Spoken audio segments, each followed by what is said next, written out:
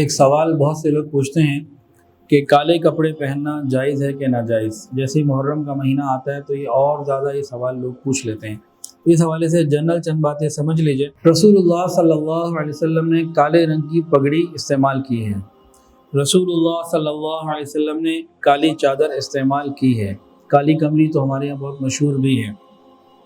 مکمل لباس کالا یہ رسول اللہ صلی اللہ علیہ وسلم نے استعمال نہیں کیا.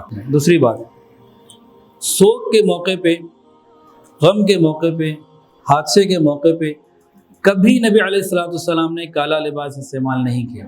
بڑے بڑے غم کے موقع آئے، حضرت حمزہ رضی اللہ عنہ شہید ہوئے، جسم کے ٹکڑے ٹکڑے کر دیے گئے.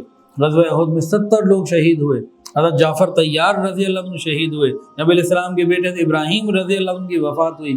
امی خدیجہ کا انتقال ہوا، اور بے شمار جانثار صحابہ کا انتقال ہوا، شہادت ہوئی.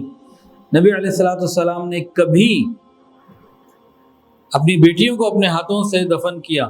آپ کے سامنے اپنی بیٹی کا انتقال ہوا،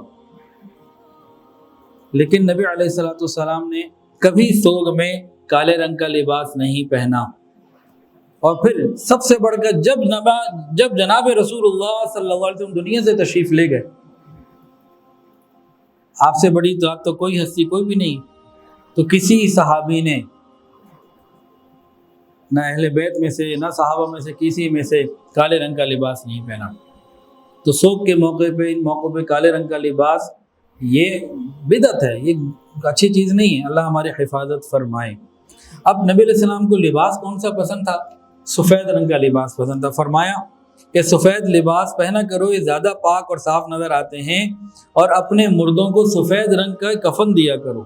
اور جنت کا لباس بھی زیادہ سفید، یہ سب ریشمی لباس کا بھی ذکر ہے، لیکن سفید لباس یہ نبی علیہ السلام کو پسند تھا. ویڈیو کے نیچے سبسکرائب کے بٹن پہ کلک کریں، بیل کے آئیکن پہ کلک کیجئے تاکہ ہر نئی ویڈیو کی نوٹیفیکیشن آپ کو مل جائے.